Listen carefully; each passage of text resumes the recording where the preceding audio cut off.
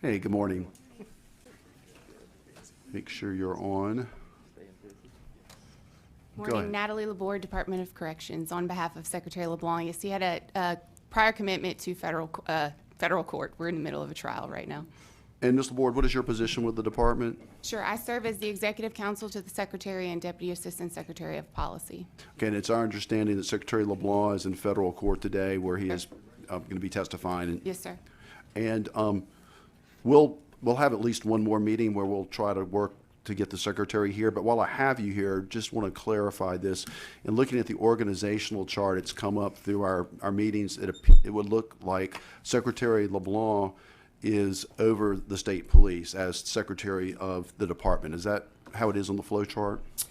I believe so. I have the statutory history and current existing structure, if you needed some background on how it operated prior and then is operated currently. While you're here, I think it would be helpful just to get that information. Sure, absolutely. Well, I think we, on both ends, did a bit of a deep dive on the research, because this certainly was in existence prior to most of us here who are currently working for the department.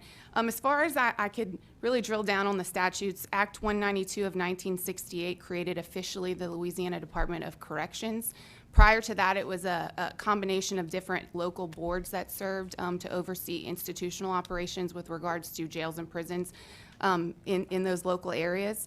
That was in 1968, and it had a secretary and office structure. There also existed a Department of Public Safety, which underneath was the Office of OMB, the Fire Protection, the Office of the Emergency Preparedness, the Office of Management and Finance, et cetera. It also had a secretary of DPS titled the Colonel, and the head of LSP was titled the Superintendent. As we all know, there's been several reorganizations to the executive government structure, and then most recently in the 1970s and 80s. In 1983, there was the merging of DOC and DPS, which created the Department of Public Safety and Corrections. That was Act 97 of 1983. And it simultaneously created the Department of Environmental Quality. So with the requirement that there not be more than 20 executive departments, the constitutional requirement, there was the merging, as I understand it, to create the combined Department of Public Safety and Corrections. So with that new structure, there's a Department of Public Safety and Corrections Secretary, which is currently filled by, today, Secretary James LeBlanc.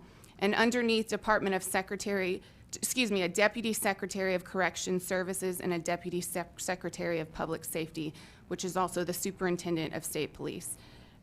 Functionally, statutorily, it does require that the Colonel or the Superintendent of State Police be appointed by the Secretary of Public Safety and Corrections. I can say functionally and customarily, certainly, I worked for a previous administration as well, that is done by the governor, and functionally, the Superintendent of State Police, the Deputy Secretary, reports directly to the governor. In terms of, in practice, what involvement that Secretary of Public Safety and Corrections has today, and I have examples of that. He does write the appointment letter to the Senate for the appointment of the superintendent, and again, that is customarily chosen by the governor. And then also some administrative duties would be the approval of leave or of timesheets, and that is to the extent of it the involvement that we have with state police.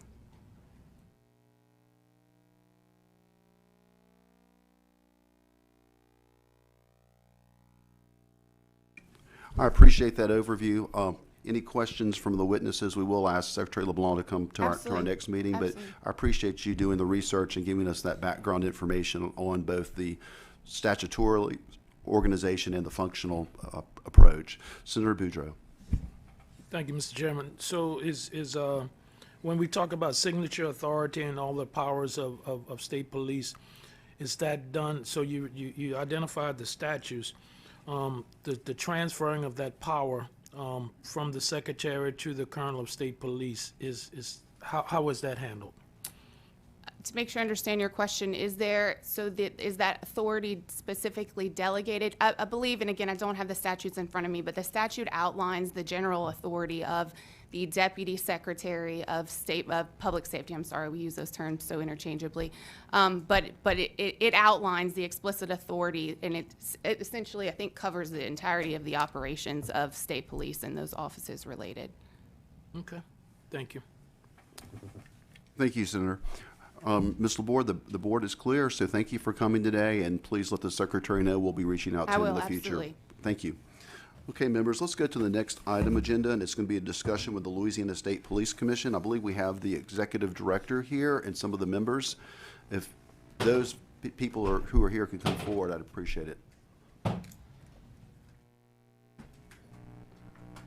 We probably don't have enough seats for everyone to sit at the table, so why don't we have the chairperson and the director, and then pick someone else to come speak, and we'll call others as we need to, please.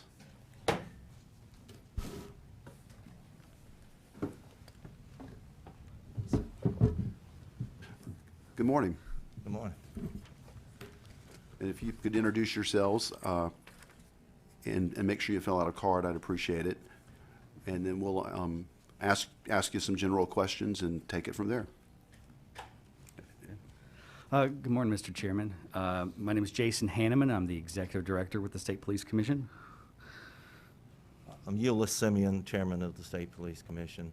We also have President Lenore Feeney, who's our counsel, Robert Muir and Leonard Knapp, who are also members of the commission.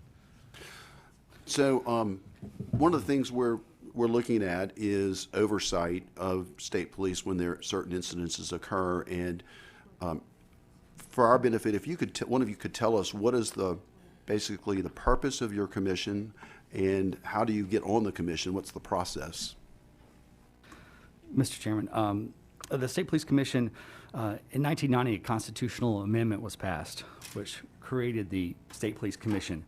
And effective January 1, 1991, the State Police Commission became into existence. And it's the exclusive, the seven-member body of the commission is the exclusive jurisdiction and authority over the administration of the State Police Service, the civil service for Louisiana State Police.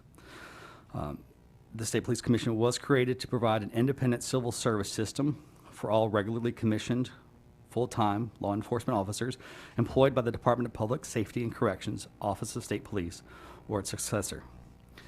And those individuals have to be graduates of the State Police Training Academy, and they're vested with full state police powers.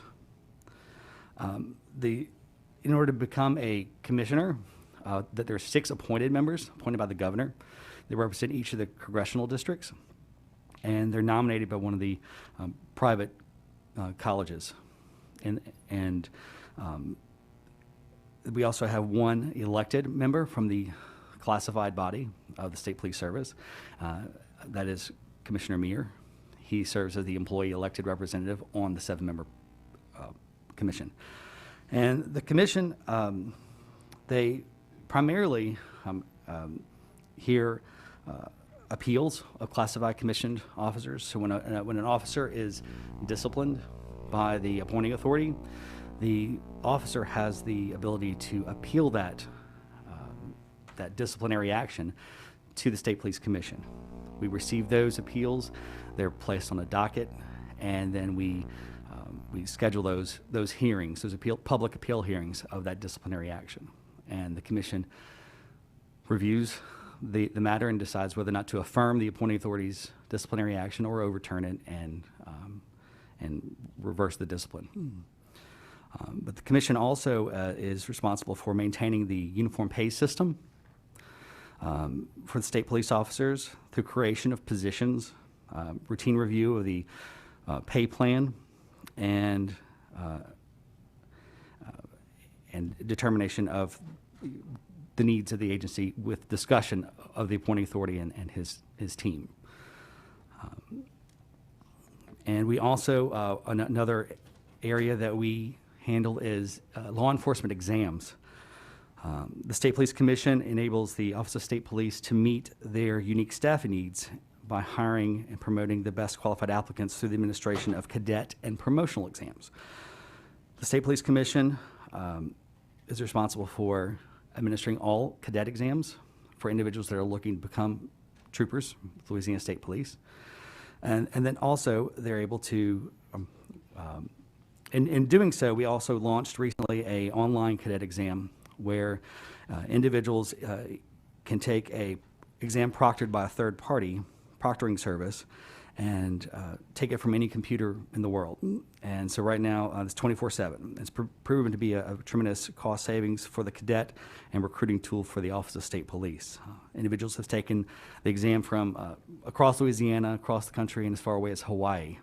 We had some Marines that were interested in becoming troopers that were able to not have to travel to Louisiana to sit for the exam, but actually were able to use the proctoring service and take that exam online.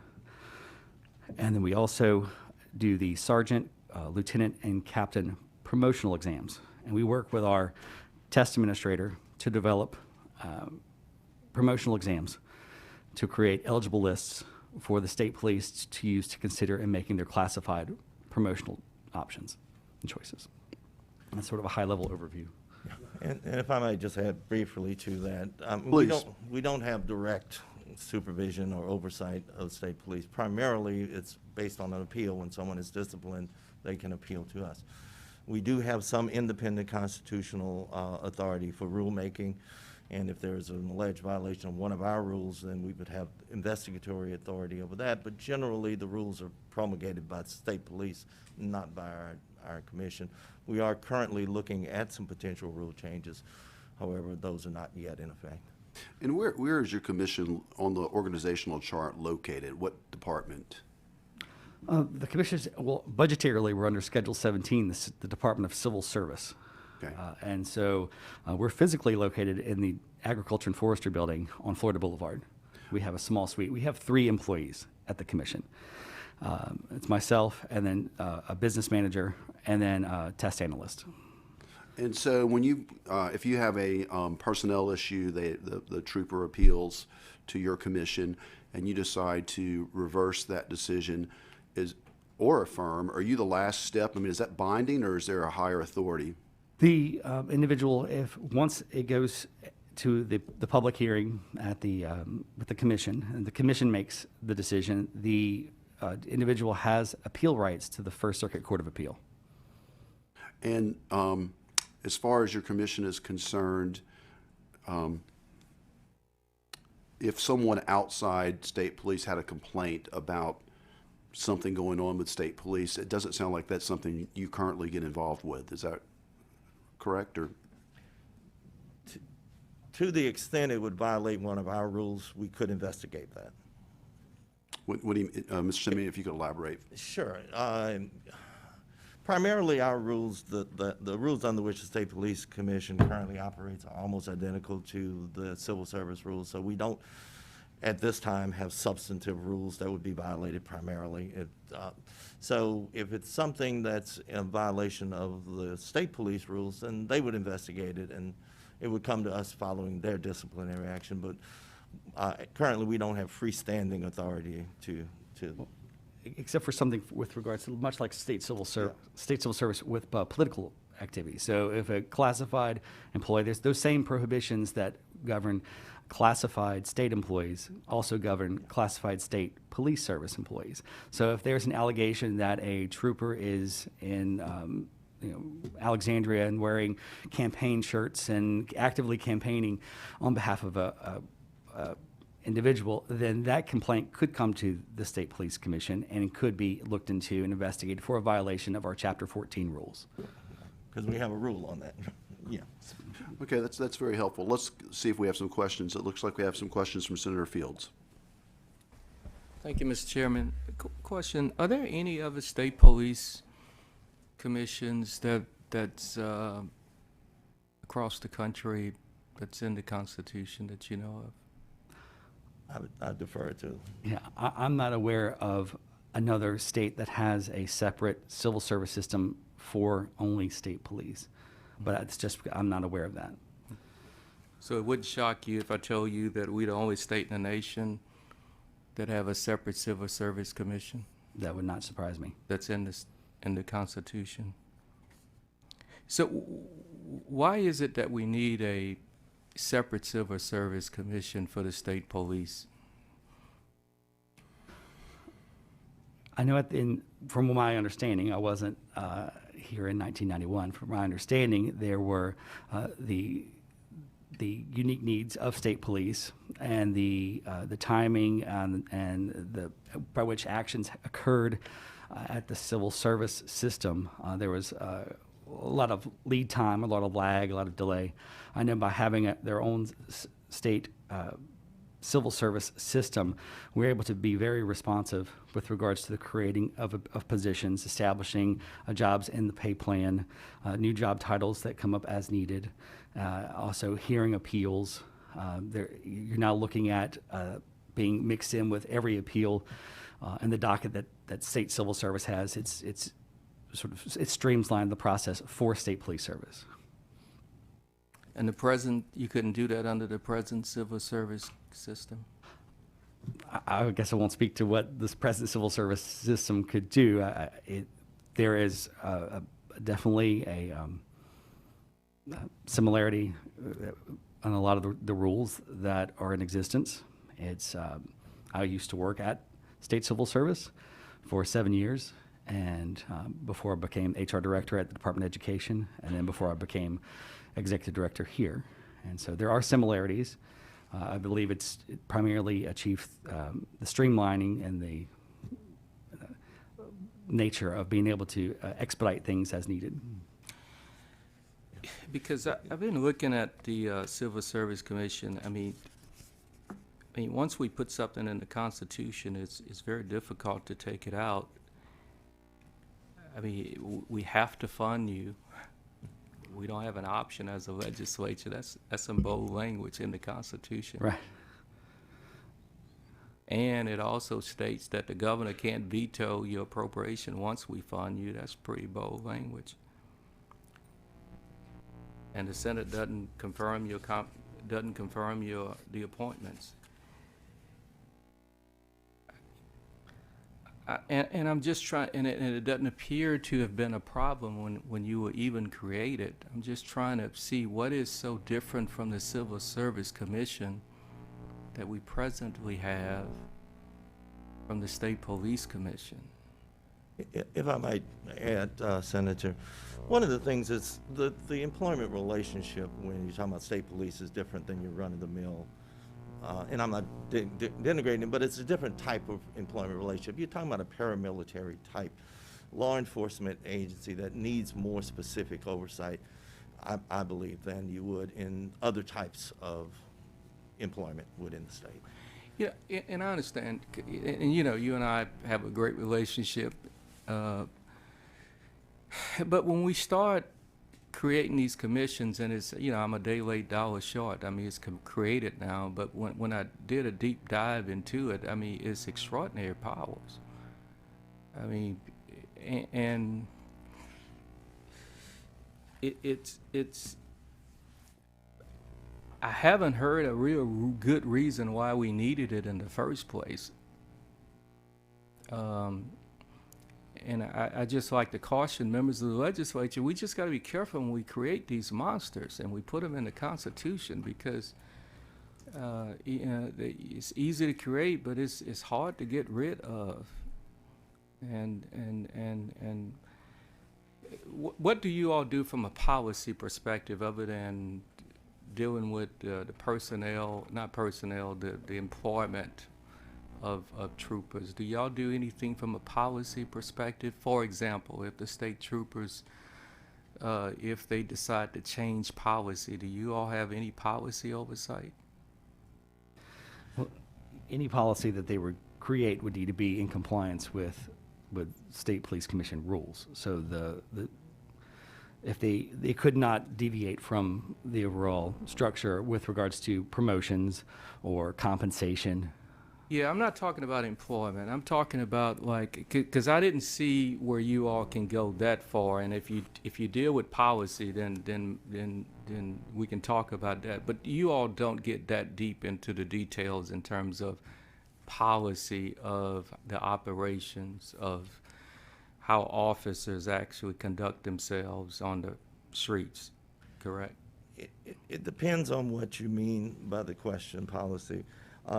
Traditionally, the commission has not been extremely active in promulgating day-to-day rules, because certainly part of that, there has to be deference to the department and how they do things on a day-to-day basis. However, from a more general standpoint, we can institute policies under which, as Mr. Hanneman pointed out, under which the state police have to then follow our directives on how the policy should work. We are also currently in the midst of developing some additional policies that we have to go through the process of passing them, but some additional policies that might be more directly related to the day-to-day operations without stepping on the toes of those who have to actually supervise the individuals involved. Okay, because I was trying to go there with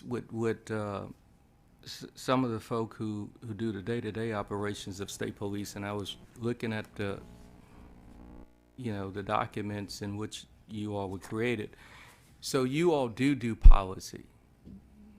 It's our position, we have the ability to do that. All right, yes. well, good. And that's why we're here. We're trying to establish the best policy possible for state police. And have you all decided to do any policy at all in the past 2 years? And if so, what are they? We recently promulgated a general circular where we had some proposed rule changes. We're in the process of discussing those between all of the affected parties right now. And we're in the process of doing that right now, as you ask, yes. What are they? They relate to various issues. We haven't issued the circular yet on some of the specific changes that we are proposing. On some of them, we have on some of the changes, but we had some additional ones. But they relate to things like the probationary period, the oversight, when we should get reports on various types of activities and instances that occur, so that we can provide more oversight and insight to the department as it tries to deal with those issues on a day-to-day basis, and so that we can then formulate additional rules based on the additional information we have.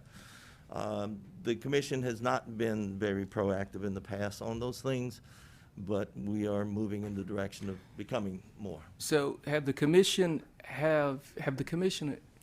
even met on the issue of body cameras, dash cameras in the past 2 years? That's one of the proposed rule changes that we are in the works right now, yes. It was part of our general circular. We've gotten some input from the department, and it's still going to be part of our proposed rule changes that we'll be discussing with the department. Yes, we have. I We find can that, provide you the general circular we previously. I find that to be, and excuse me, Mr. Chairman, if I may, I find that to be a little, with all due respect, Mr. Chairman, you're the chairman of the commission, right? Yes, sir. Mr. Chairman. The reason why we're here is because of issues with state police, if I can be quite blunt about it, rather. And you are the commission that oversees state police at the highest level. And y'all have not even had a meeting about this? No, sir, we have. We've issued the general circular. We met, the last meeting we had, in fact, was on these very rule changes that we're proposing, and we tabled them at that point so that we could continue our discussion. But yes, we have developed some proposed rules relative, for example, to the thing you asked about, body cams, yes. Okay, well then what are the changes? That's because we shouldn't be here. Y'all should be doing what we're doing. What are the changes you all proposing as relates to body cameras? One of the proposals is for some reporting to us relative to when body cams aren't being used, when they allegedly have malfunctioned, or when they actually have malfunctioned under certain circumstances, so that we could provide some additional insight and oversight over those activities. If I may, Mr. Chairman, so I won't take too much time. Can we have the colonel to come up so we can just get through this real quickly, if that's okay with you? Mr. Vice Chair, the Colonel is coming up next anyway. Do you want to go back and ask the Commission questions after we speak with the Colonel? If we can do it at the same time, because the Colonel may be able to add something to this discussion. Colonel, if you'll go ahead and take the table. And I know you have some recommendations that your office has provided that we would like to go over today as well. But let me give some latitude to my Vice Chair here to ask some questions. Thank you, Mr. Chairman. Colonel, if you can just, so we can get through this real quickly, have you made a recommendation to the commission, or are you familiar with the commission's recommendation? Colonel Lamar Davis, Superintendent of State Police. Good morning, Mr. Chairman, Mr. Vice Chair, and committee members. We have had meetings and discussion with regards to recommendations that they are in the process of promulgating. We have made recommendations to continue that conversation. We have provided that information that we've provided to you all with regards to our reform efforts. And it's in that spirit of that discussion that we're moving forward with. So in order for a rule to come in effect, you have to get the approval of the commission? No, sir, that's not what I explained. We and I, as the superintendent, have the ability to make rules and policies within my agency. And as such, as I identify those rules, then we look for best practices. And if those best practices indicate that we need to have that discussion with the commission, then we do. However, from an operational standpoint, if I have the need to make a rule to better enhance my agency, that's the way that I proceed. All right. Thank you, Colonel. And I'm going to call you back to the table. You can stay there if you want, or I'll call you back in just a minute. Let me finish up with the commission first. I had a couple of follow-ups, and then we have a few more questions from some of the members. So do you have any investigators that work with your commission? We have, like I mentioned, Mr. Chairman, we have 3 employees, myself, a business office manager, and a test analyst. We've previously asked in our executive budget recommendation for some funding for a WAE, sort of as needed investigator. That was not approved in the executive budget.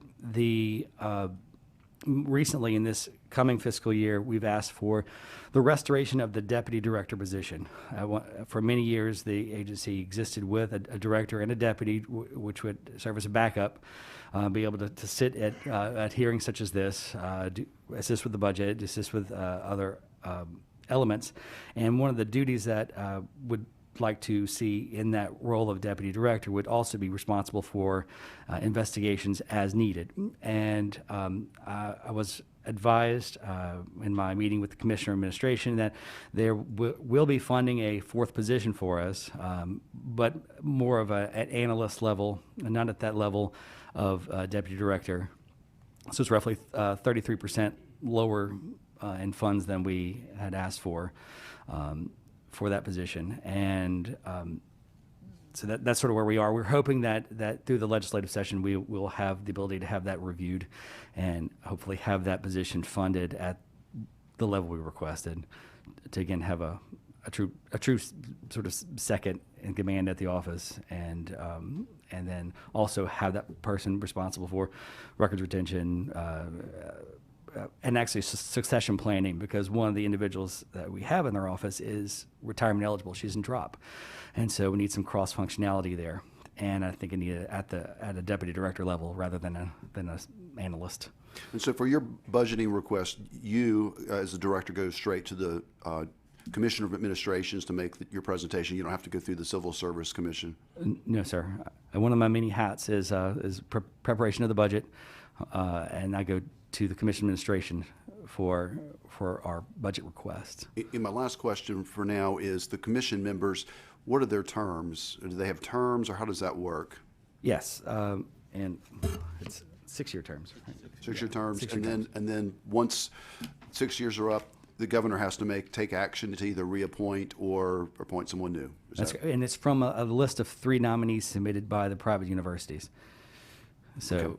the governor has to select one of the people that's been nominated. correct. Senator Boudreaux has some questions. Thank you, Mr. Chairman, and good morning, Mr. Simeon, and thank you and the members of the commission for your service. It is a very important role that you do. And just to follow up real quickly on the terms, with them being 6-year terms, Colonel Davis has been in his capacity. So everyone that's currently on the commission was actually appointed prior to him becoming the colonel of the state police. Is that correct? I think that's true, but because the positions are staggered, we could have had someone who's been appointed. Is there anyone who knows if Yeah. in the last year? Yeah, I think one was appointed last year. yes. Okay, Uh, okay. And someone was reappointed since then. And so, yeah, because the governor's every 4 years and the commissioners every 6. Right. How often do you all meet? Once a month, at Monthly. least once a month. Okay. And while I saw on your website and everything, the actual breakdown and everything, do you all go into further details as far as committees within the commission? Or you serve in general as a body? We serve in general as a body, and we're subject to the public meeting rules, and so everything has to take place in our public meetings. I heard the discussion on some of the, I guess, specific items that you all are looking at, and then I just heard Colonel Davis's testimony as to his authority as the head of the agency, the ability to do that. I guess one of the questions I would have is Senator Fields chaired a task force on police reform and some other things. I'm not giving it its proper justice, but it was something that the legislature came up with. Have your commission had a chance to take that and review it and dissect it and see what would be applicable to, as we talking about hitting the reset button and moving state police to the level that we would all like to see it, where there's, a lot of this things that's getting the media attention today away from it and being that agency. Have you all had an opportunity to share that information? And I'd like to just hear your response to that report and how that factors into your monthly meetings. Yes, sir, we've had an opportunity to review that. In fact, some of the proposed changes are in response, some of the proposed rule changes are in response to the recommendations, to the extent they're applicable. Some of them are not applicable to state police, but certainly, yes, we have reviewed that and are making some changes in line with those recommendations as commission rules. And the state police have also, as we understand and reviewing their rules, have responded as well with some rules that they have, but we are looking at some of those from a commission level as well to incorporate as rules. Thank you. And it's a work in progress. I know these are some things that have been in place, going back to, the statutes that created you all. And like you said, I wasn't here, you all weren't here. So we're living with what the voters have approved and trying to shape that into something better. One of the things I would ask is that you all keep as a high priority is just public perception of where we are with state police. And I think we need to have we got to do this together. The agency and now you all as the commission, I think there needs to be a little more connectivity when we talk about reaching out throughout the state. You all are appointed from the congressional districts. And I would ask that you all, as a commission, would look at ways that we can engage our public in throughout the state and doing some things where people can feel a part of it, that they can touch our state police agency. The public perception at this point is not good. It's not something that we're proud of. It's not something that I know the agency is proud of. But I don't want to leave it all to the agency to try to reshape where we are with state police, because as I said earlier, a lot of the people who we have now in position were not in position when a lot of these things happen, but we need to do that. I'll ask that you put that, Mr. Chairman, as part of one of your objectives. How can we, I don't have the answers, I just know what the problems are, and one of the problems is that perception, and every time something else happens, it's another knock at that, and it hurts you all, it hurts the agency, it hurts the state. And how collectively we can do better in that area when we're talking about public perception and meetings and when I say town hall meetings where people can voice and get that venom out of them. They can make recommendations. We could look at best practices as you all are doing now, see what the other people are doing, and then hopefully come up with some meaningful legislation if it gets to that level that we can pass to help with that. And that's where our role comes in. Working with the commission and the agency and trying to figure out how do we get over this hurdle that has kept us down. And again, I want to thank you for your service. I know meeting monthly and dealing, this could be one of those commissions that we would have 5 out of the 6 vacancies because it's not something that, you want to get out there. Mr. Chairman, I would ask to, I would like to just hear briefly from Master Trooper Amir, who is the employee representative on this, and I just had a couple quick questions for him. If he could come to the table. Sure. Trooper Muir, if you could come to the table, please, and just introduce yourself for us. Yep. Robert Meir, Master Trooper, Employee Representative. Thank you, sir. Master Trooper. Senator Boudreaux. Thank you, Mr. Chairman. I wanted just to hear from your perspective, and if you would go into some details about how long you've been with the agency and what positions you've held in the agency and now your service on this commission. There were some questions earlier about civil service and those I would like to, and because you're the employee representative, I'd like to hear some of the past issues or concerns that probably led to why we are, but I don't know that. And I just wanted to, from your perspective, if you could share some insight on some of the issues that you see as it relates to how we bridge this gap between the public, the commission, and the agency. Yes, sir. Thank you, Mr. Boudreaux. I'm been with State Police. Next week, 2 weeks, it'll be 25 years. So in that time, I've worked in patrol, which is at the troop level, twice, which is where I'm currently assigned. I've worked in criminal intelligence. I've worked in gaming. So I've worked throughout the different state agencies. So as an employee representative, I have a good feel for the plainclothes, as they call them, and uniform.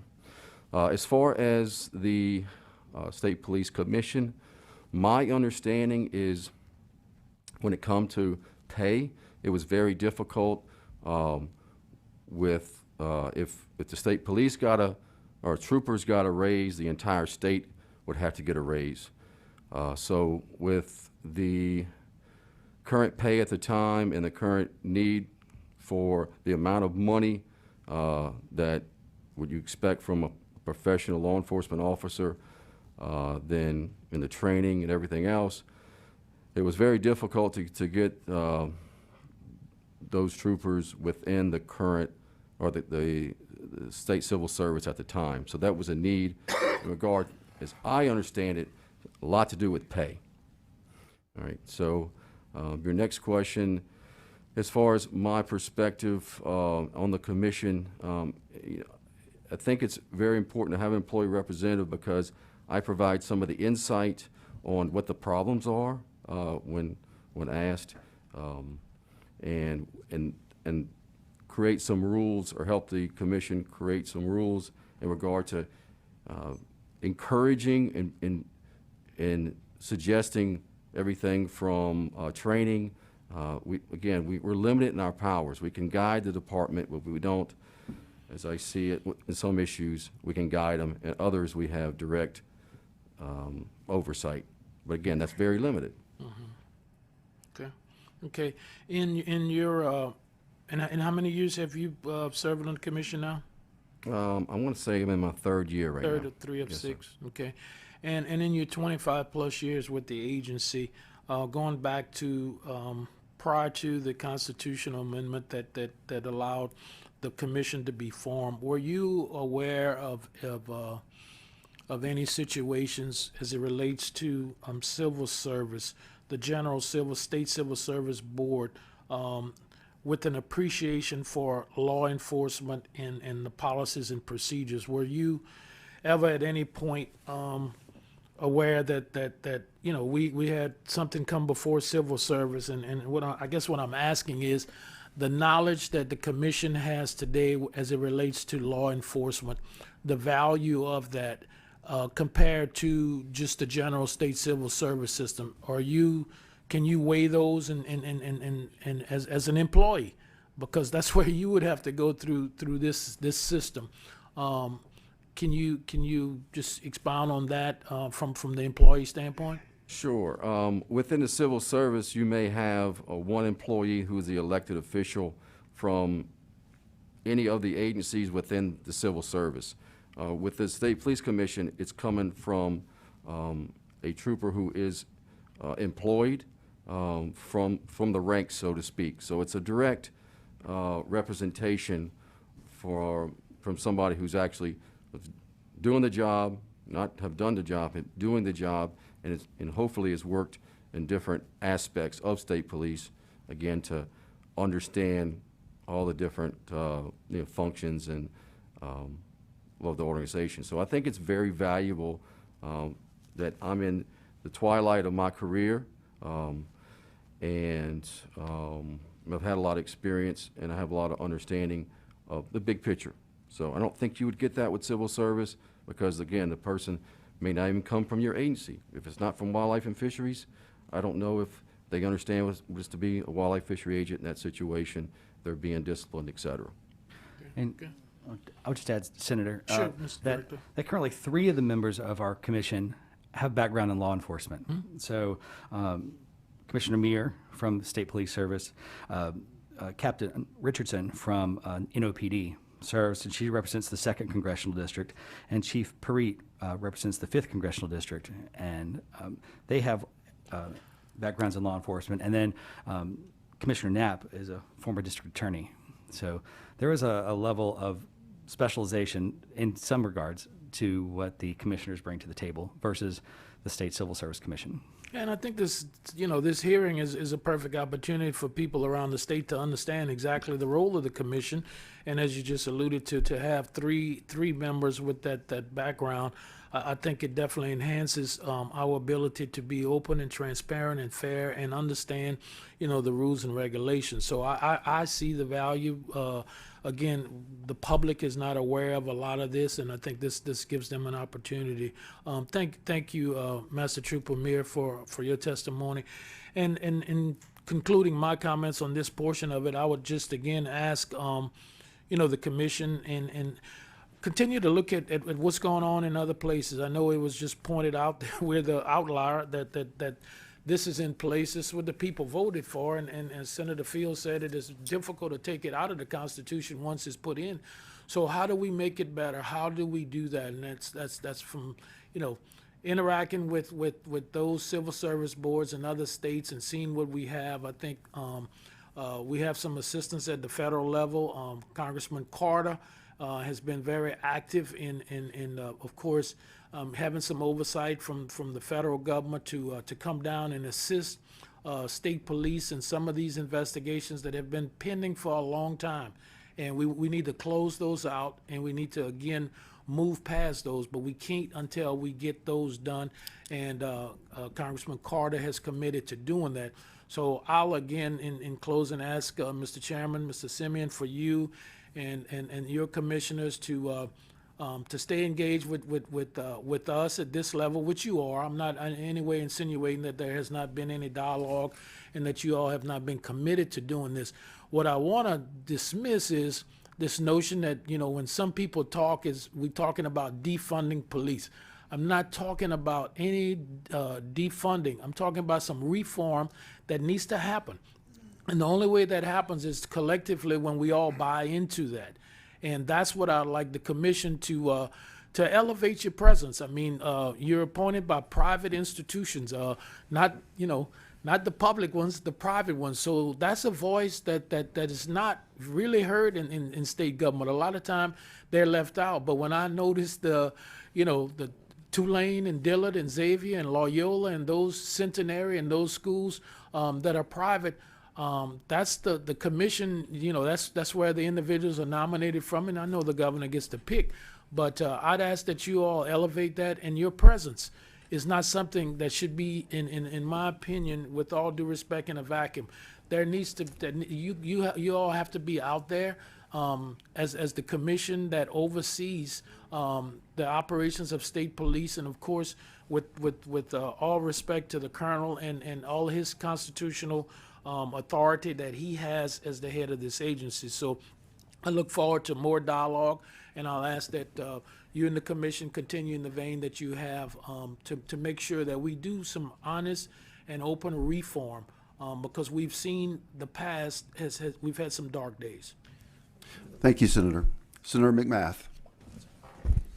Thank you, Mr. Chairman. Just real quick, Jason, your current budget is, and if you said this and I missed it, forgive me, your current budget is what for the commission? Oh, I did not have that with me, but I can get that. Let's see. While he's looking, I'll just say it's too low. Well, a couple of these guys are on Senate Finance. I'm just, Yeah. not me though.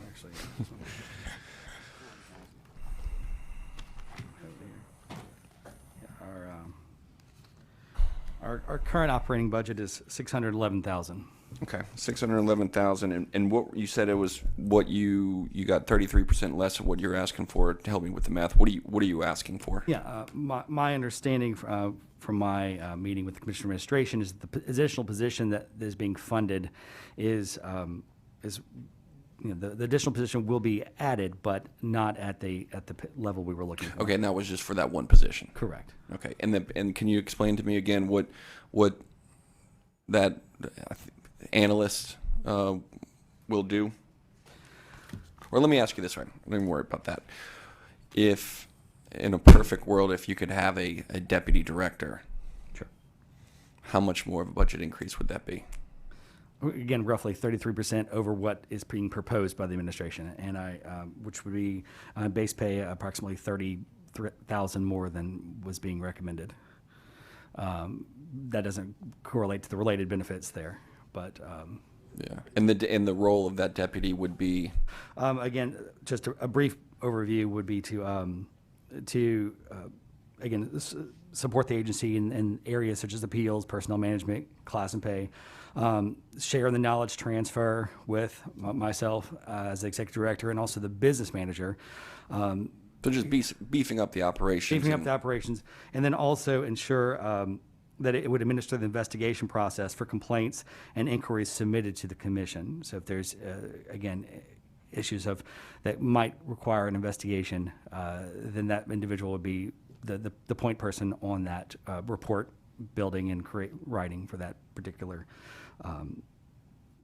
instance. Was there any rationale or reason given why they didn't feel the need to take it to the deputy director level? Well, there was an acknowledgement there that that there is a need to upload for workload increase.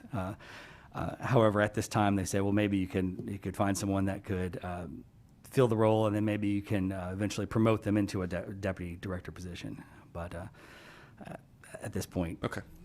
I think Thank it's you, Mr. Chairman. unfunded. Thank you, Senator. Senator Fields for some questions. Real quickly, just one. How does the salary among Louisiana Troopers rank among other troopers across the country, Mr. Mayor? I don't know the exact answer to that. I know we're very competitive, but as far as other agencies, and Jason, I'm going to have to rely on you on this one. Anyone, Jason? And I don't have that information, Senator, but I can certainly look into that. Because it's been said that Louisiana Troopers rank #1 among other troopers, that our troopers get paid better than other troopers across the country. Is there any truth to that? I'm not certain that we get. I'm going to say Alaska is probably number one. I'm not. Excluding Alaska. I'm not aware. As far as the pay range goes, I'm not certain as far as the pay range goes if Louisiana State Police troopers are at the top of any list. We'll supplement that information to you, Senator. Okay. Thank you, Senator. I just want to thank you for coming today. This was very informative. We may, as a body, ask more of you. You might be an avenue to assist the public. This select committee was set up to try to find ways to improve oversight of state police, although all government agencies need oversight. It's not just state police. But you may be on an organization that we might be able to work with to do that. So if you did not testify today, I'm sorry you didn't get the chance to testify, but if you would just fill out a white card for the record, say you were present, we provide information, we'll have that so we'll know you were here today. Thank you for coming. Thank you. Thank you for having us. Okay, members, next up, I'm going to ask Colonel Davis and any member of his team he wants to bring up with him to discuss some recommendations that, or some policy implementation that they're looking at. You should have a copy of this in your folder. It's titled Senate Select Committee on State Police Oversight. And there are 11 recommendations. So Colonel, you've already introduced yourself. If you could start off, and I saw you nodding in the audience when the question was about the pay. Do you have any information on that, on where we rank versus other states? Yes, Mr. Chairman. I don't know exactly the number that we rank, but I can tell you for certain that we are not the #1 paid agency, not either in the region or in the nation. Okay, thank you. And if you could go ahead and you've provided some recommendations. If you could discuss these with us and your thoughts on it, and we'll ask questions after that. Thank you, Mr. Chairman. And as we've discussed, we have inherited certainly some issues within our agency that we're not proud of. And, as we've spoke in the prior meetings, we've committed to rectifying these issues and creating an agency that we can definitely be proud of. During the last meetings, I believe that we've answered the questions requested, and we've also provided the committee members requested information, as you've mentioned, with regards to our reform efforts. As a reminder to everyone, there are ongoing federal investigations, state investigations, as well as internal investigations. And we're also involved in litigation throughout our department, unfortunately. And as a result, we cannot breach the integrity of those investigations. However, my team and I are here to provide clarification where possible, and we're committed to doing that. As mentioned, we've provided a list of reform efforts. We believe that will further enhance our agency and also help to increase transparency and build trust with the communities we serve. Our vision for growing LSP is frankly not just subject to that list. We're going well beyond that list. We're going to build and continue to build our agencies well beyond that list. And as we do so, we're going to focus on our policies, our procedures, our practices, and our personnel, and ensure that we are performing in line with best practices, not just regionally, not just throughout our agency, but nationally. And again, that's what we're working towards. So, I believe that as we continue to build in these requirements into our daily operations, into our culture, then you'll start to see professionals and dedicated employees that are better suited to really perform the duties that we're assigned to perform, and that's keeping our citizens safe. That's also protecting and serving all of our citizens and doing so equitably.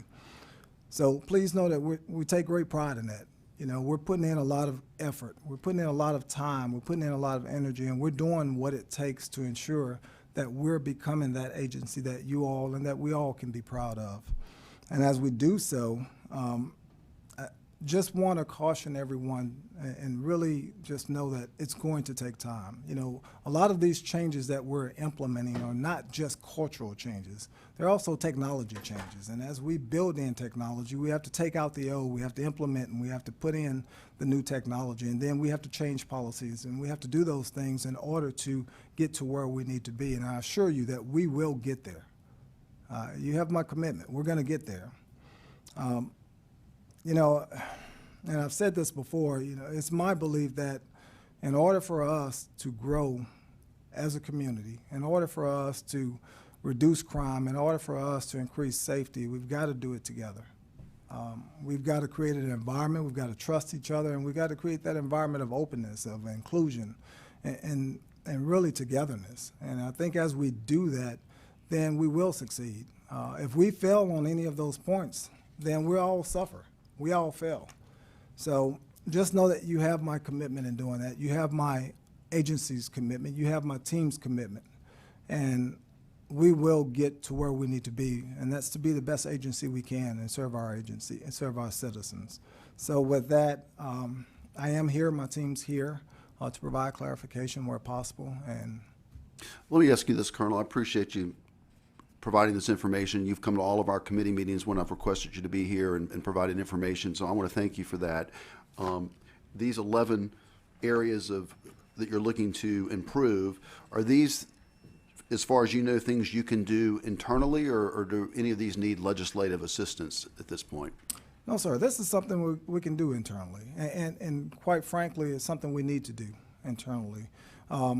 It's going to start with an overall assessment, and we've already started with the internal policy making, changes in policy and changing in personnel and leadership, but we're also moving to a third-party assessment. And as we identify and derive that information, then that gives us the knowledge to move beyond that and put in additional changes. But no, sir, it does not require legislation at this time. This is something that we can do, and we're committed to doing within our agency. Thank you. And members, I thought you had this in your folder, but apparently it was not placed in your folder in advance. But we're going to pass it out now so you can take a look at this in case you have any questions while the Colonel's at the table. And Colonel, one of the things I've also asked your team is when we do, I think we'll have at least one more meeting, and at the next meeting, if there are any legislative recommendations that you would like to bring for us to consider, I'd appreciate it. I've also asked our staff to look at maybe some things for the committee to consider that we could do during the session just to make things overall better for the department and for our citizens. Members, I'll just give you a second if you want to look over this. Let me recognize Senator Boudreaux.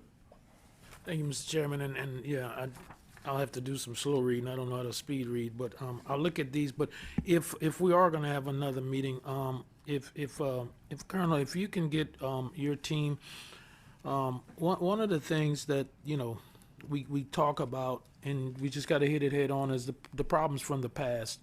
What I'd like you to provide, and this is in bullet point format, those changes that you have made as the head of the state police in response to some of these past things, because one of the problems that we face is if we don't change some of these things, they will continue to happen, and that's even after your time in the chair. So I would ask that you would send that to us and then give us a chance to digest that. But I also think from getting the commission back engaged in this process, that's how they can help throughout the state, making sure that the media, the social media posts, everybody knows that these things there was a problem that you identified, and you have made this change. And as you said, it's going to take a lot more to do, and some of them will take time. But I guess I would like to see what are those low-hanging fruits that didn't require legislation, that within your authority you were able to do. I'd like to see a list of those. Yes, sir. In response to some previous problems that we've talked about. Yes, sir. Thank you. Thank you, Senator. Senator Fields. Thank you, Mr. Chairman. Well, I don't have a question to the Deputy Secretary, but I would like to make some final comments. Please go ahead. I've been doing a lot of research, and Senator Boudreaux, basically this problem started a long time ago. It started back in, well, let me just give some historical. The state police used to be its own separate department. It was called the Department of State Police. And I think when it was Department of State Police, state police had its own autonomy, and they operated as such. And then DEQ, the environmentalists, started making a lot of noise, I guess. And in 1983, when Governor Treem was governor, the legislature decided in its infinite wisdom to create the Department of Environmental Quality. And under the state constitution, we can only have 20 departments. So we couldn't have 21. And even then, Elderly Affairs would have been the 21st department because we already had a state statute that says they had to be the 21 department. So we decided to take Department of Public Safety and put it under the Department of Corrections and create the Department of Environmental Quality so that we can comply with the Constitution. And in doing that, public safety was then under correction. Now that's an interesting scenario, corrections under public safety.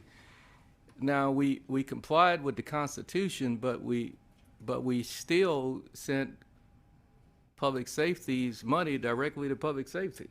So we really didn't, in a real sense. And so public safety still operates kind of like the gentlelady who testified from the Department of Corrections. She stated it correctly. She said they really, they're under us, but they're really not. So as a legislature, we got to come to grips with the fact, either we're going to have a constitution that we respect or not. And the Constitution is there for a reason. We got 20 departments. And so we're going to have to create 21, 22 departments, because I do think public safety needs to have its own autonomy. But right now it doesn't. It's under corrections, and the Secretary of Corrections need to acknowledge that, and as a budget, I'm not on finance, but from a budgeting perspective, that's where the money should go. But at the end of the day, as a legislature, we need to correct that problem. We need to give public safety its own department, because public safety is a real issue in this state. And we need to not flirt around this issue. It's a real issue. Public safety needs its own department. And let's not flirt around it. I mean, let's hit it dead on. And we probably need to do it this session because it's that important. And I just wanted to say that. But, you know, and I say it as a lawyer, finally, because nothing irks me more. You know, when people say we're doing it because we've been doing it for a long time, look, as lawyers, we sue people. And when we sue people, we hold people accountable. And that's all I'm going to say about that. Thank you, Senator. I appreciate those remarks. And there is potentially some legislation that this committee may bring moving forward this session. That's why I wanted to go ahead and get these meetings scheduled as quickly as we could before the session. Colonel, we'll have you come back at least for one more meeting to discuss recommendations and also to give the members time to look over these proposals. They have a few cards from people who would like to speak. If you feel like you need to say anything after that presentation, raise your hand and let me know. Otherwise, we're going to conclude with the people who would like to speak from the public. Yes, sir. Thank you. Okay. The first card I have is from Mr. Billy Broussard, if you want to come to the table. And let me say this, just to be clear. This is a select committee that was created by the President of the Senate for the purpose of reviewing current state policy and practices when there are allegations of use of excessive force. I'm going to let anyone who requests to speak have the opportunity to provide information or suggestions to this committee for improvements and reforms in state police policy and practices which may lead to legislation in this upcoming session. I'm not going to allow speakers to discuss personnel issues or ongoing litigation or investigations. It's my understanding that there are several ongoing investigations, including one by the federal government, and we do not want to do anything to prejudice those proceedings. However, you certainly can contact your senator or representative and share any information you think is important for us to consider. So I'll begin with you, Mr. Broussard, if you want to proceed. Good morning. In regards to, you said investigations, I had filed a complaint. I took the advice of Colonel Davis in doing so, which I appreciate him doing that because it made us as a constituent feel comfortable to be able to come forward. I have to say there was a complaint filed in regards to a trooper, but there's no deep investigation with the federal government, anything like that. I mean, it's a one-page reading what I have. I just wanted to read this to y'all. if Once it's again, I don't want to go into personnel issues, but if it's something regarding policy that you would like to suggest that we consider for oversight, I'd appreciate it. Otherwise, if you just want to provide that to the committee, you can. Okay. I would like to read it if you What, don't mind. what does it pertain to? It does pertain to an incident where one of my trucks was pulled over by a state trooper Okay, and him not turning on his body cam. And I believe he purposely did not turn on his body cam. I was able to obtain a dash cam to show the pullover, and also showing the fact that he was on the clock at his house when he started the pursuit. So there's just some different issues. I think if, as you know, as a committee, look at that and say, okay, this is where, in situations like this, as y'all suggesting certain legislation, et cetera, I believe this would prevent a lot of the problems that we have, is when a trooper will have a personal issue with a matter and doing it, with his uniform, which could seriously cause trouble. yeah, and I appreciate you bringing those concerns, to the committee, and I think you've indicated you've also filed a complaint regarding this particular trooper. I have. Okay, and So if you don't, so part of this is in regards to that. yeah, I don't want to go into the specific complaint with the specific trooper, but if you had some policy recommendations, and it sounds like your recommendations will pertain to things we're looking at as far as requiring body cameras to be used and what repercussions there will be if people don't use body cameras and so forth.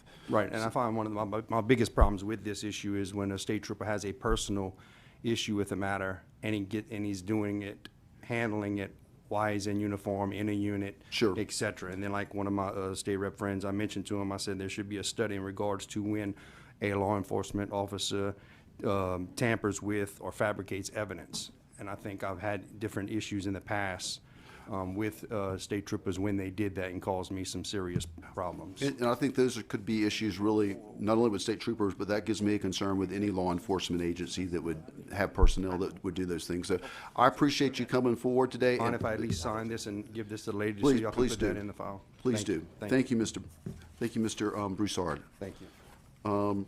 Mr. Robert Burns. Oh, those emails. Mr. Burns. Good morning, Mr. Chairman. My name is Robert Burns.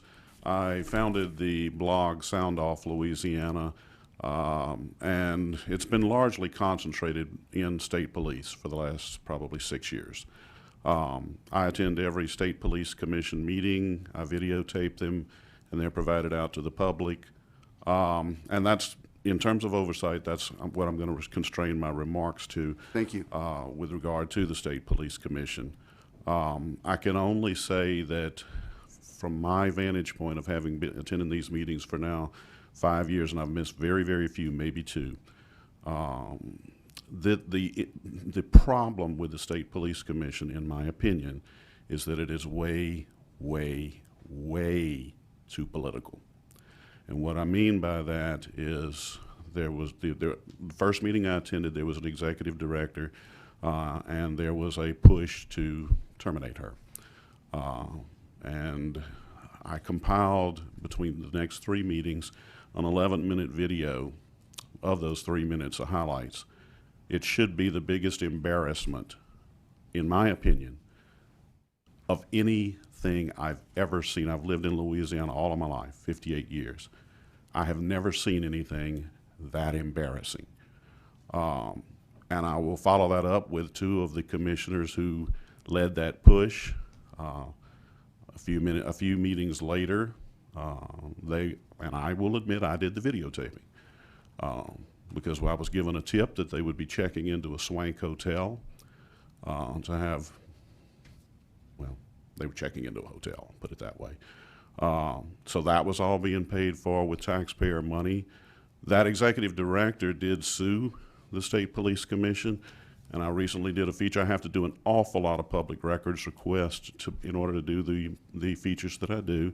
And I would like to compliment all 3 of the employees who work at the State Police Commission, Mr. Hanneman, Ms. Christie, and Ms. Debbie. They have been nothing but cordial to me. I couldn't ask for more cooperation. It doesn't change what I believe is a fundamentally flawed system that exists with the State Police Commission. And Burns, that lawsuit wound up look- running $270,000 of taxpayer funds. Let me ask you this, though. When you say it's way too political, what do you think we could do to make it better? I'm going to be blunt. I know Senator Boutros talked briefly about fixing it, and I thought Senator Fields was very, very diplomatic in the comments that he made. I don't believe it's fixable.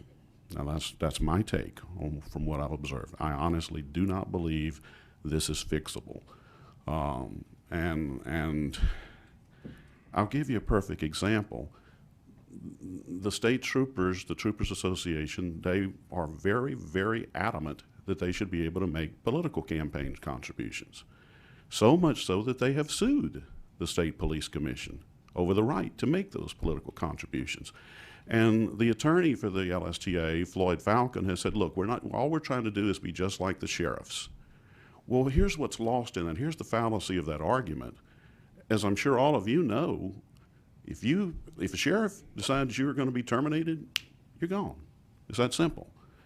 What's trying to be done here is that, well, we want to have the same rights and privileges that they do. Oh, but by the way, don't touch our civil service protection. I would support wholeheartedly. If you want to make political campaign contributions, make as many as you'd like, but forfeit the job protection, because that's why civil service was set up in the first place. That litigation, if I remember right, is probably going to go to trial later this year. I'm the only media outlet who has ever even reported on the fact that the Louisiana State Troopers Association is suing the Louisiana State Police Commission over the right to make campaign contributions. So I just believe that maybe it is possible to fix it. Well, excuse me, ma'am. Let Mr. Burns finish. Oh, I'm sorry. I didn't even know she was there. Maybe it's possible to fix it, but it's beyond my ability to, and I've observed it for 5 years. I could tell you other things that have happened, but I'm not going to spare you time. No, and I appreciate the time you've spent. You're educating me and the rest of the committee, and it sounds to me like maybe it's your suggestion, even though it's in the Constitution, that the state police would be under the civil service system versus their own commission. Is that what you're saying?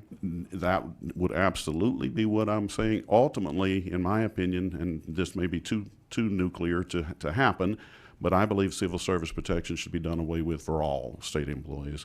Colonel Davis once said, and I believe he said it very eloquently at a commission meeting, and I have it on video, he said, look, Chairman Simeon had said that, well, we have to distinguish, say, shoplifting from a more serious crime in terms of punitive measures. And Colonel Davis came up and said, look, he said, if members of the public, when they say, I lose my job over shoplifting, and I don't have all of these rights to be reinstated in all of this, and he said, and I'm sure he'll come up and back it because he knows he said it, and I thought he was spot on when he said it. He said, the public is getting the perception that police officers are being treated special. That's a verbatim quote, and Colonel Davis, you're welcome to come up and correct me if I missed a word or two, but that's verbatim. The public is getting the perception that police officers are being treated special. And I can tell you this, I believe, let the people decide. Sure, it does take a constitutional amendment to terminate or to get this state police commission out of existence. If it makes it through the legislature with those 2/3 votes from each body, I got a couple $100 bills here I'll put on the table that says the people will pass it. So, Well, I appreciate all the time you've put in and for coming forward with these recommendations. Let me see if any of the members have any questions for you. yes, sir, thank you for the opportunity to address you. I don't see any questions at this time, but thank you, Mr. Burns, for coming today. Thank you. And the last card I have is from a Belinda Brown, and you didn't mark whether you want to speak or not. Would you like to speak, Ms. Brown? Sure. I'm sorry. Please come forward. And members, I'm going to have some emails I'm going to read into the record too after Ms. Brown finishes. Good morning, everyone. Good morning. If you could introduce yourself for the record. Yes. I'm Belinda Parker Brown with Louisiana United International. We are a civil constitutional human rights organization that focus on holding our elected officials accountable, and any unlawful discrimination or wrongdoing when it comes to how people are being treated. I'm here today. I have a few questions for you all. Ms. Brown, you can't ask us questions, but you can raise them for us to consider. Okay, great. I will raise the points. questions. There is a boiling point that's happening here in the state of Louisiana, and that is a blatant violation of the public's trust, especially when it comes to citizens being protected by their government.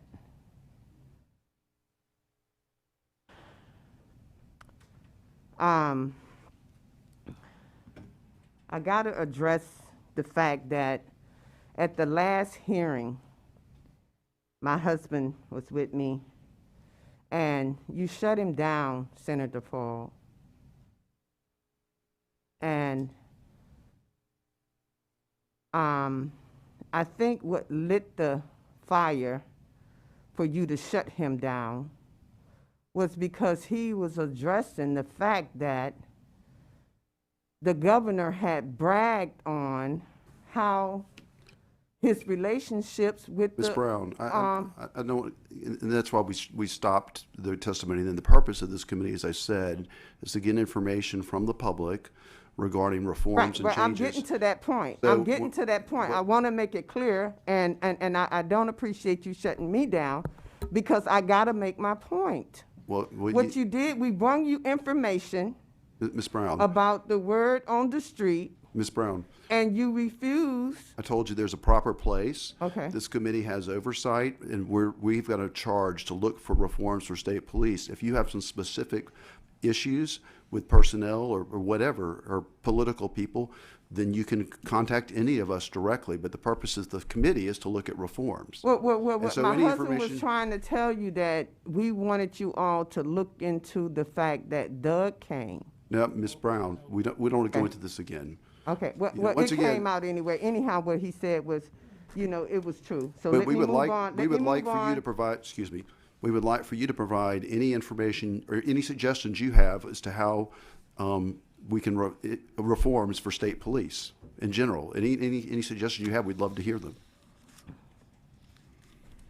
Okay, well, I have to address the elephant in the room, Mr. Senator Fall, if you would allow me to, and then you guys can take from that what changes need to be made. And as a community organizer and an advocate for the public, I have to address the concerns of the public. That's why I'm here. And in general terms, I'm happy to hear it. I just don't want to get Okay. into specific people at this point. That's not the purpose of the committee. Okay. But if you have some general concerns that we need to address or that you would like for us to consider addressing legislatively, I would appreciate it. Okay, well, first of all, there is a lot of discrimination when it comes to how the Louisiana State Troopers Police is dealing with African Americans versus any other nationality. That needs to be addressed, okay? We got people right now, and I have to say this because we know that certain people, because of their status quo in whatever position, it gets pushed under the rug or get brushed off. And so what I'm saying that it must not be business as usual when it comes to the discrimination practices that's happening in those things need to be addressed. Are you talking about discrimination practices within state police or state police's involvement with the public?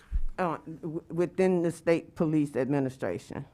Okay. You know, So you're- a black trooper versus a white trooper, or a person with privilege, established, connections or whatever, those type of discrimination. I appreciate that. I Okay. understand what you're saying. All right, because, people, the public is tired. And I heard Colonel Davis say earlier that, give us time, give us time. We can't wait. We can't keep on giving you time to get this right when in wake of everything that's happening in our country right now. So we want these matters taken care of now, especially when it comes to the cover-up. And if you do not hold, you go up the ladder and you deal with the high-ranking officials that want to cover up crimes. And they are the real criminals. And if you don't show the public that you're going to deal with these individuals, just like in the case of Ronald Green, we want every single person indicted that had something to do Brown. with the cover-up. And so let me And you know who those people are. let me put in summary what I think you're saying, and just ask you before we finish. You are looking for oversight of an agency when you believe the agency may be protecting its own people. And so one of the things this committee is looking for are what provisions are out there for the public to lodge a complaint and make, whether it be state police or any other agency, but in this case it's state police, what can be out there to give the public confidence that if there is something that they believe is wrong, that there will be a proper oversight and proper investigation. And that's something we're going to look at, and I hear you, that's what you're asking for. Am I correct? Because everyone who commit misdeeds and harm people have to be held accountable. Right, I understand that. And all of those who have committed crimes must face the consequences. And you let this, just like, 2 years is too long for everybody to know who was involved in a cover-up, for us to still be waiting on indictments. Why? We don't have any control over the indictment, we being the Senate, but nevertheless, I hear what your concerns are, and I think the other committee members do, and I appreciate you coming today to give us your testimony. So one of the things that I would really, when there is a poison, my grandmother said, you heard this saying before, that one bad apple can spoil the whole bunch. That's not true. If you get rid of that rotten apple, you can save the rest of them. I appreciate that. I understand. Okay, so my point is why would you let this go on for so long and people are still working that have lied, that have covered up, that have committed crimes? They're still working in our administration, and they shouldn't be there. Finish up with you here, and this is what I would ask And they you. shouldn't get Ms. a Brown. paid vacation. Excuse me.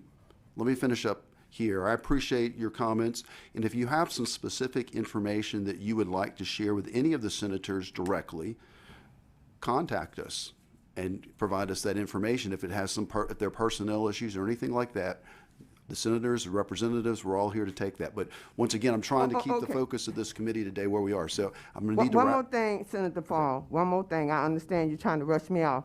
I'm not trying to rush you off. I'm But trying to be mindful. my concern is that the last hearing I was here, okay, I reached out to Senator Jackson, no response. I have not even gotten a call back from her, okay? I don't appreciate the blatant disregard. I really don't think you guys want to hear from me, because you know that I'm serious about the changes that we need to make it better for all of our people here in the state of Louisiana. This has been going on for too long, and we're not going to tolerate it no more.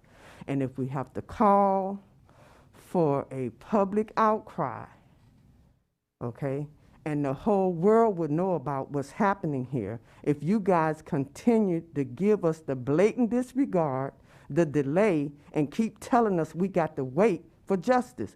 This is wrong. The cover-up in Ronald Green's murder, the indictments, all this stuff, we Brown, waiting too I don't long. I don't want to argue anymore. I appreciate you coming. I think we hear you and we understand your point. Okay, so are you gonna reach back out to me?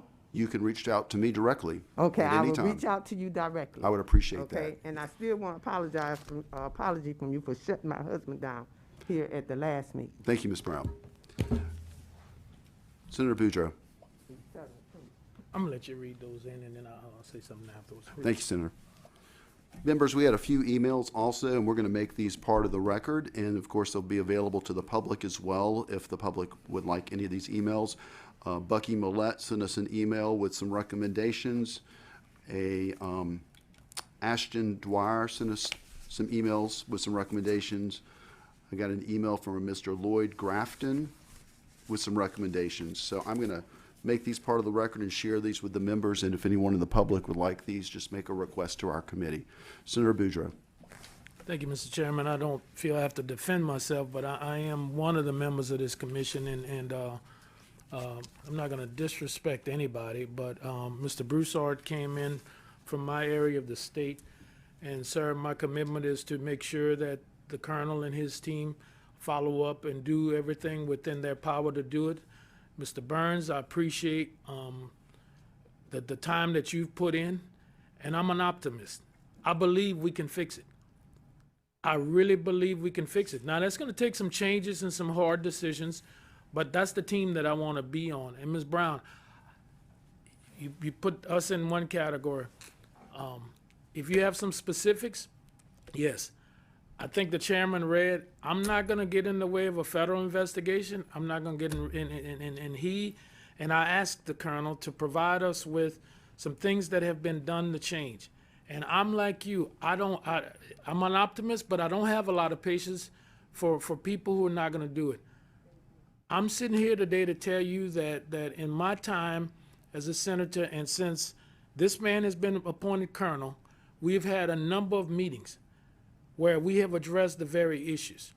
Now, I'm not saying, the way that we go about it has been I understand the process. And I understand that if we don't do it right, it's not gonna stand. So I'll ask you, just like Mr. Broussard and Mr. Burns, hang in there with us.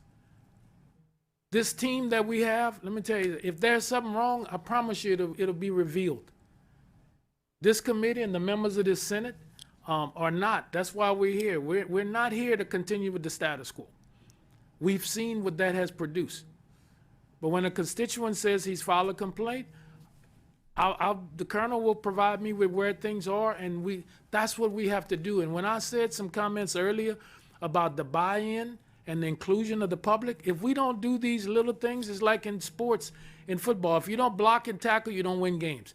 If we don't communicate and respond, we're not going to be successful. I'm the optimist that believe, Mr. Burns, that there's some problems. I think the commission has identified that there are some problems. I think the colonel has identified, and his team, that there are some problems. The legislature have done it. Now, the only way we get there is one bite at the apple. And if we want to blow the whole thing up, I don't think that gets us anywhere. And I'm not suggesting in any way that's the answer. But I think we can do some things right now that are tangible and that we can see some results. And we're about to enter into a legislative session, and this goes to everybody that's listening. While we the only ones with a separate commission, if somebody knows something that would help this state with state police oversight, let us know and we could drop a bill. Our lawyers are sitting right here to make it better. That's what we're here for. That's what we're here for. But I want to say that I will never disrespect. My mother and grandmother raised me to never disrespect. And just because I sit on this side doesn't put me any higher than the people who sit on that side. But I do know if we don't, they had people who talk about building walls. If we don't put bridges in place so people can cross from one side to the other, we're not going to get there. And I want to be part of the bridge building and not the wall building. Thank you, Mr. Chairman. Thank you, Senator. Colonel, did you have anything else? You don't need to speak unless you had anything else you wanted to provide. I want to thank everyone for coming today and the public for being here. We will have a meeting sometime between the special session and the regular session. And at that meeting, I'm hopeful that we will have some specific issues we can talk about that we may try to implement in the legislative session. So thank you for coming today. Senator Boudreaux moves that we adjourn without any objection, so ordered.